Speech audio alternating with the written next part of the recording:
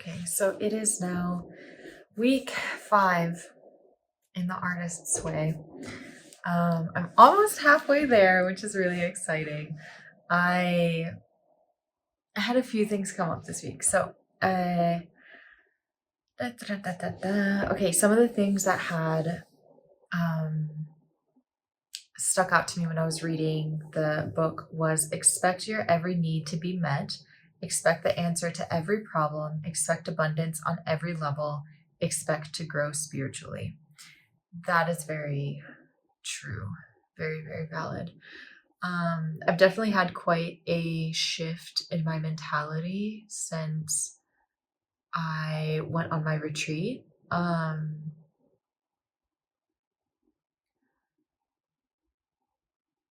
Yeah, there's no other way for me to explain it besides it just seems like somebody just turned the lights on. It was me that turned the lights on, and I'm just seeing the world completely differently. So then there was like the section where she said experiment with this 2-step process. Ask for answers in the evening, listen for answers in the morning, be open to all help. Mm.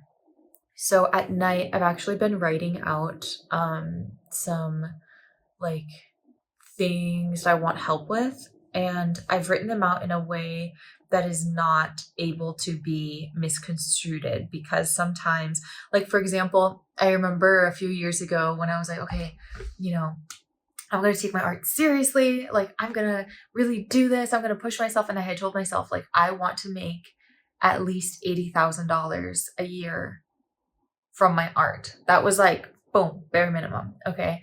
And then what do you know? I did make it. I did make it. But at the end of the year, I looked and I was like, why don't I have any money? And it's because all of my paintings were like in my studio. So I didn't clarify that I wanted to create $80,000 in income from my paintings. Like I didn't word it in a way that was specific. Technically, I had created $80,000 worth of artwork and it was in my studio unsold. So like it was technically true. But I had a moment where I just had to laugh and be like, okay, I need to be really specific. So that was kind of that. And so now I'm making sure that I'm asking for answers, asking for help in a really specific way. Um, and sure enough, I am waking up every morning with like new perspectives and new answers that are kind of coming to me. So then she had written how recovery is the process of finding the river and saying yes to its flow, rapids, and tunities. As we begin to pry ourselves loose from our old self concepts, we find that our new, emerging self may enjoy all sorts of bizarre adventures. That's very much how I feel. I'm liking things that I never really liked before, like martial arts. Before, I would have never done a martial arts class, or even like I just would have never done it. I wasn't down with like hand on hand combat. And even then, I was about to say I just don't like it. But now I'm like, no, I do like it. Or I'm finding myself kind of like playing around with a different wardrobe for like other specific reasons, which I'm not going to get into in this video. But uh, yeah, lots of new adventures. Definitely lots of new adventures. Before, I wasn't very much of like a concert person.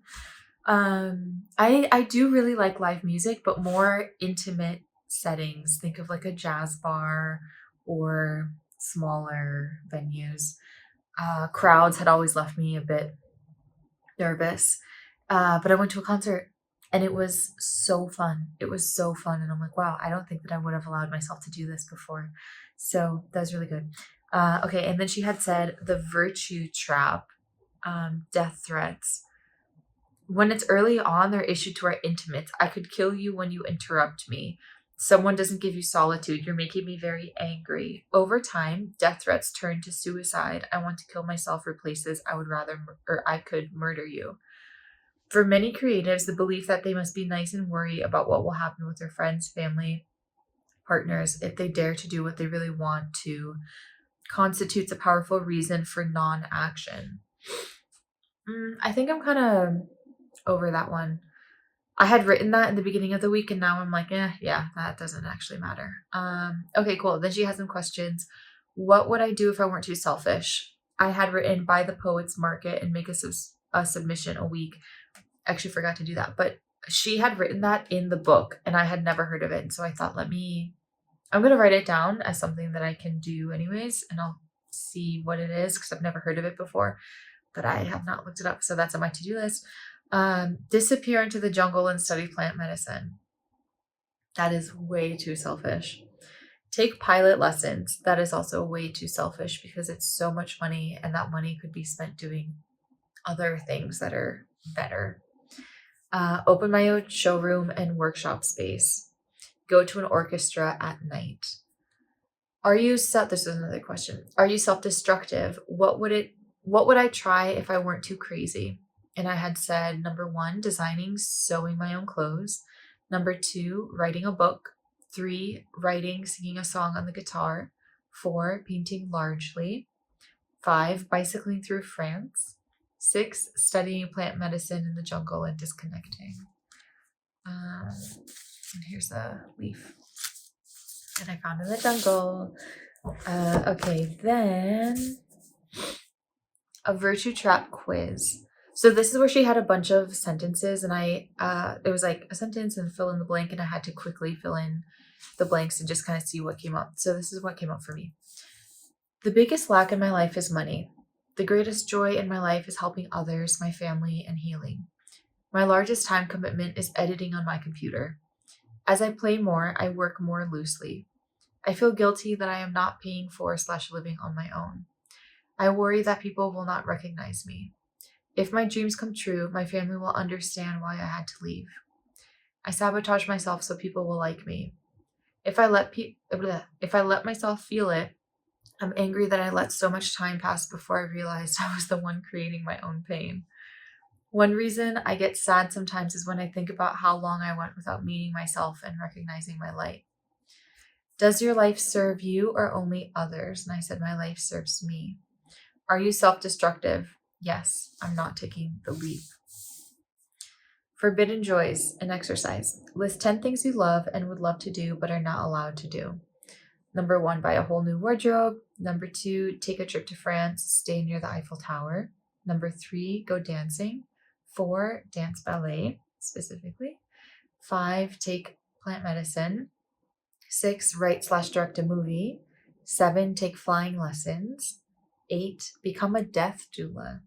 9, move to my own place/buy a house. 10, rescue cats.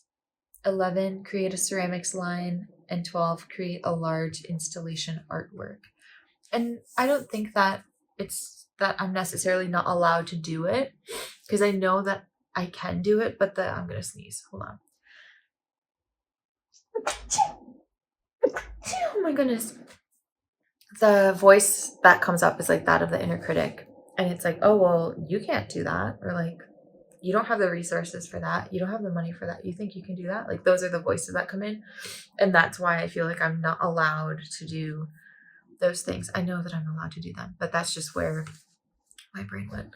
Okay, then again, this is a wish list. As quickly as you can, finish the following phrases. So I wish for easy money. I wish for my fears to be gone. I wish for full classes, workshops, retreats, plus a wait list. I wish for a healthy, strong, sexy body. I wish for a 5-figure brand deal that is aligned with me. I wish to sing and create my own songs. I wish for a large following on YouTube where I share more in-depth videos. I wish for strength towards my vision. I wish for copious and limitless amounts of money entering my bank accounts. I wish for all creative blocks to be lifted. I wish for the money to build my dream house and atelier. I wish for at least 300 members in my Mill Club. I wish for fulfilling, loving, equal relationships. I wish for supportive friends who are in alignment with me. I wish for the peace to be able to help others. I wish for a lush green garden. I wish for the ability to drive?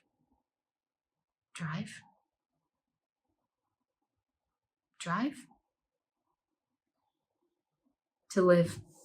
I wish for the ability to live my dream life with my house in Brazil, an atelier, showroom in LA, numerous workshops and retreats per year, and financial abundance through my art. That even made me a little nervous to say, because my brain immediately goes, oh, if I say it and I post it on the internet, then it's like, oh, cat's out of the bag, right? But it's also, Like, if that is my vision and that's my path, why do I feel such nervousness showing it? Like, there's nothing to be ashamed of, there's nothing to be scared of. What's meant for you is not going to pass you by. And if I am to embody that energy and that woman that I envision myself to be, she's not one that hides away and has these little parts of herself. You know what I mean? That's like, I can see how I used to do that a lot, where like I would definitely cut off parts of my personality so that I was more digestible to others. Because I was like so scared of being like the weird girl or like this crazy girl. And I'm like, no, you know what? I'm fucking crazy. Like, I'm actually fucking crazy. And that's where my magic comes from. Like, that is me. And there's no reason for me to hide her. You know, it's like, no wonder I was ending up in these like friendships or relationships that weren't aligned with me, because they were built on deception in a sense. Like, I was not authentically being myself, and I had to close off all of these elements within my own being in order to be accepted in a half loving way, because I didn't feel deserving of being seen and authentically being loved. Um that was a longer thing. Okay, I kind of went off on another tangent there, but okay. I wish to be a magnet for abundance, opportunities that are aligned with me, and wealth. I most especially wish for a long, healthy life full of love and gratitude. Nice. Then we moved on to tasks. So the reason I can't really believe in a supportive God is I absolutely believe in a supportive God. Um, and this was really an interesting jump for me, because not to say that I was like necessarily atheist or agnostic before. I think I was just like very spiritual, but I didn't even have the language for it. And even now I'm still kind of trying to learn more. Um, but was I connected to a specific religion? No. Um, did I believe that there's some kind of like unifying force within all of us? Yes, absolutely.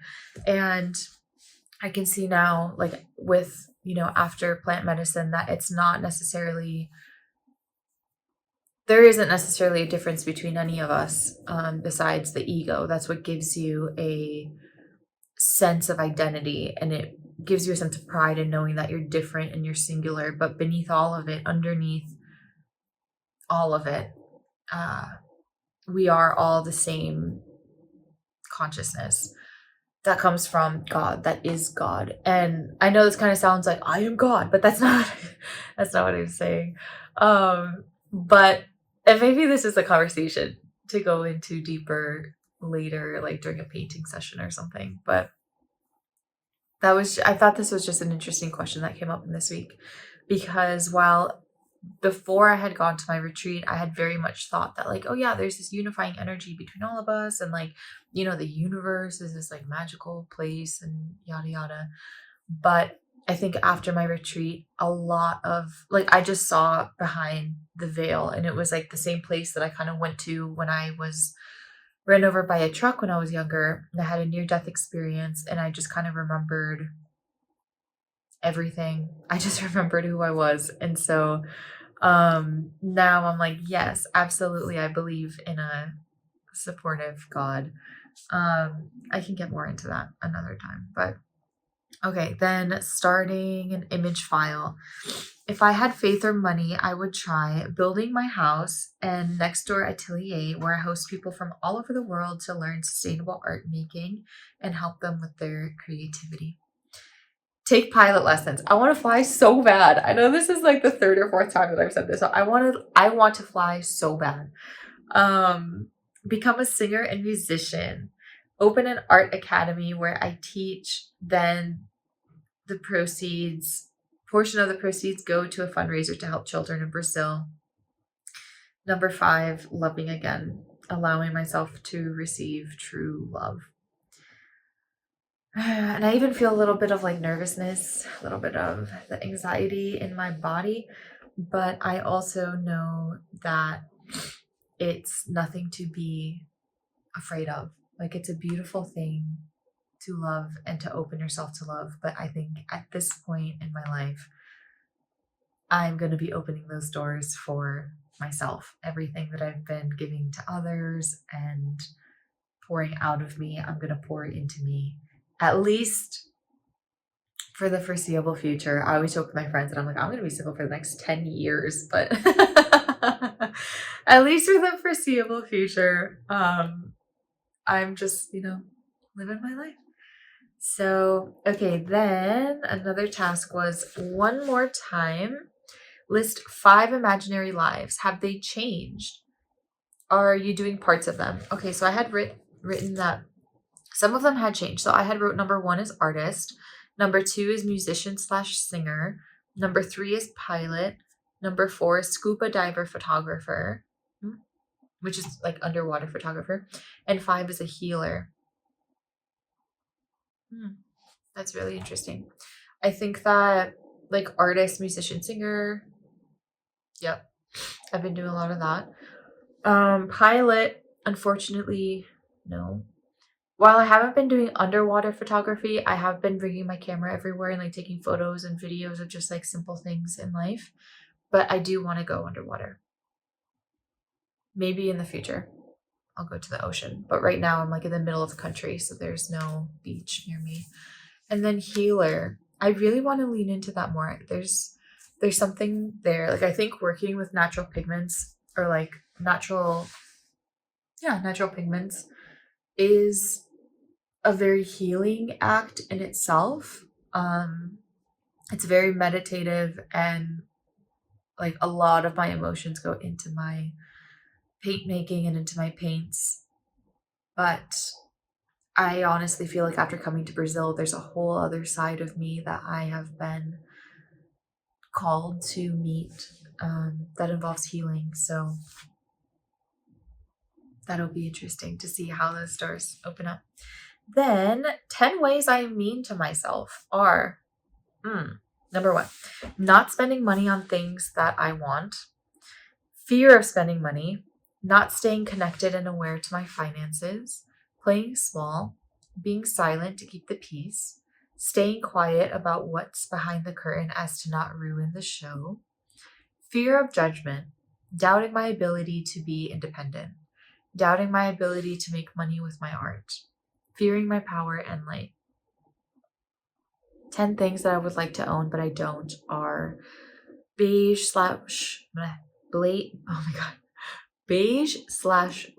linen clothing, skirts, tube tops, matching sets, large roll of canvas, a house, my house, an ochre necklace, handmade, a crystal ball, a car, an iPad, a circular saw, a boat, a small plane. Yeah. Honestly, my favorite creative block is scrolling the internet. This has gotten significantly better, I will say. 2, sleeping. Here's the thing, is that like I sleep a normal amount at night, but during the day, like I've never been a napper. I've never been a napper my entire life. And then recently I got super into napping, and it's kind of taken over a bit of my life. How much of that is like me being in a freeze response? Who's to say? But I'm aware of it. 3, overworking. That's probably why I'm napping so much. When I'm focused, I am so focused. Like nothing can distract me. But I'll realize that there's times I go without eating. There's times where like hours go by and I never even got up to stretch. So I've been putting little alarms on my phone at specific times that are like, okay, 2 minutes, you got to get up, stretch. And it's been such a game changer. But okay, number 4, over planning. 5, rescuing others. 6, playing mediator. 7, overreading. 8, talking about the past. 9, living in the future. 10, men. And then I drew them. So this is me doom scrolling, laying down. That's me overworking at the computer. This is me rescuing. Oh my God, this is me rescuing someone. Wait, what is this one? Oh, this is me. What is this? This is me playing. Oh, here we go. This is me playing. It's following my face. Okay, this is me playing Mediator here. Is it still on me? Yeah. Okay, that's me playing Mediator right there, and I'm like exhausted. Okay, this is overthinking, and then that's me like thinking of the future. That's what my future house is gonna look like in the forest. But then like here's me, and there's all these little buds around me, but I can't even see the potential of growth because I'm too busy thinking about the future and not living in the present. Okay, then my payoff for staying blocked is not taking responsibility for creating my life. But then the payoff is that if I'm silent, I'm safe. The person I blame for being blocked is myself. Yeah, it's all just me. It's all just me. I think that was it. I think that was the last one.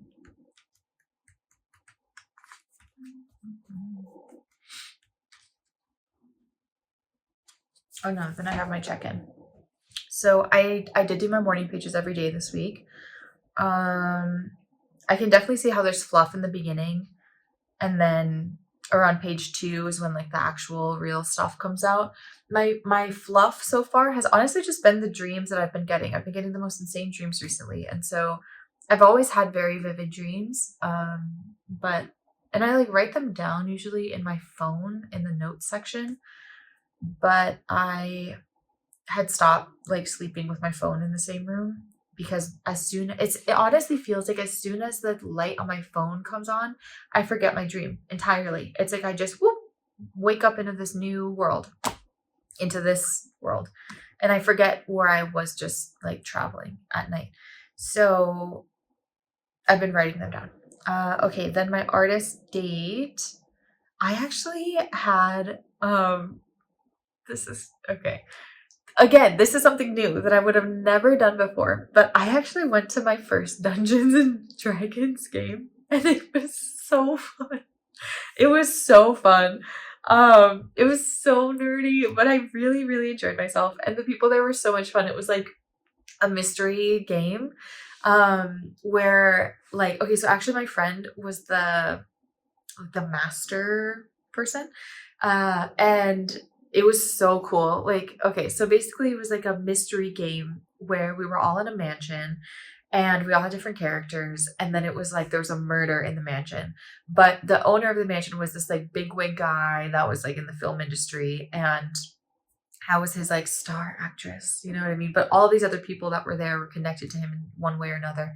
But he was like a very sketchy character. And so um it was just so fun, like coming across the murder scene and then investigating, and then everyone like takes the conversation a different direction. You kind of have to like roll with it, and so that was really cool.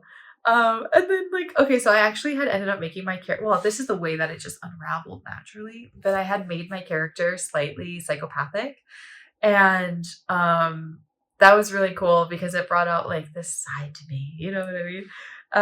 Really cool. So, okay, then da, da, da, da, synchronicities.